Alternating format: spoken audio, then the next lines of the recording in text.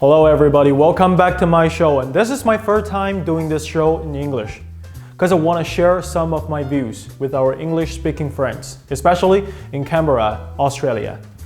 On Monday night, Australian Prime Minister Scott Morrison and some Western media launched a propaganda war on Chinese government official and artist for a cartoon image. In case you don't know the story, I'll give you some background info.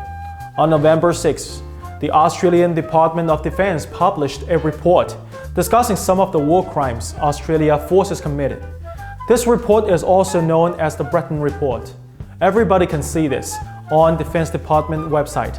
On page 120 of this report, it says, members from the SASR, Special Air Service Regiment, were driving along a road and saw two 14-year boys who they decided might be Taliban sympathizers. So they stopped, searched the boys, and slit their throats. Many people were blown away by this incident. Wu Heqilin, a Chinese cartoon artist, was among them. So he used the cartoon to describe this feeling. Zhao Lijian, a Chinese diplomat, filmed Wu Heqilin and retweeted this image. Guess what? After Mr. Morrison saw this picture, he was so angry that he made a statement demanding an apology from the Chinese government and this artist. Of an image, a falsified image, of an Australian soldier threatening a young child with a knife. Australia is seeking an apology from the Ministry of Foreign Affairs, from the Chinese government, for this outrageous post. We are also seeking its removal immediately and have also contacted Twitter to take it down immediately. It is a false image and a terrible slur on our great defence forces and the men and women who've served in that uniform for over 100 years. Maybe he just forgot about the principle of freedom of speech. Wu Heqilin is an independent artist, made his fortune and fame with his own hands. He's an independent guy with a liberated soul and draws whatever he feels like to. Later on, tons of Australian right-wing media started calling this cartoon a doctored image or fake image. It is so hilarious. Of course it is doctored and fake, because it is a cartoon.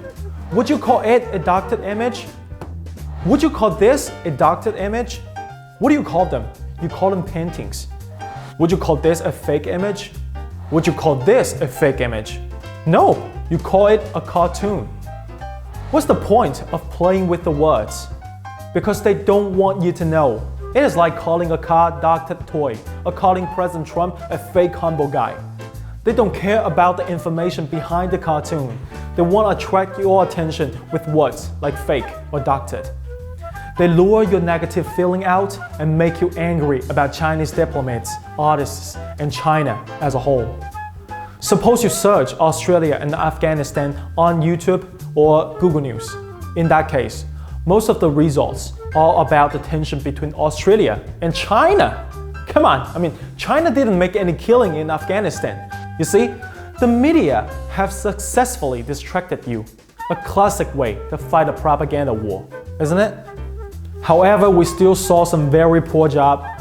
From Sky News Australia, Chris Smith wanted to defend Australia's war crime by mentioning China's 1927 Shanghai Massacre and 1938 Changsha Fire. He argued that the Chinese government had done the same war crime. Mr. Smith, we totally agree with you. So we, the Chinese people, we overthrew that government in 1949. What are you suggesting to your audience and the people of Australia? Let's get back to the beginning. Why on earth are some of the Australian soldiers killing people in Afghanistan? Australia had a long history of joining this war. From 2001 to 2014, around 26,000 Australian soldiers had fought in Afghanistan. It's called Operation Slipper. When the war broke out, Australia sent 2 air tankers to do air refuel for US airplanes.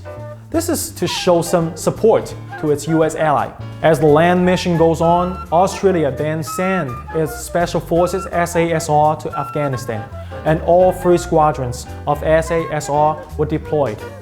After the Taliban regime was overturned, the remaining forces went underground. The US and its allies decided to send more troops. From August 2005 to September 2006, Australia deployed special forces and support personnel to eliminate the remaining Taliban resistance. To support the new Afghan government, the US introduced the Provincial Reconstruction Team to rebuild the country.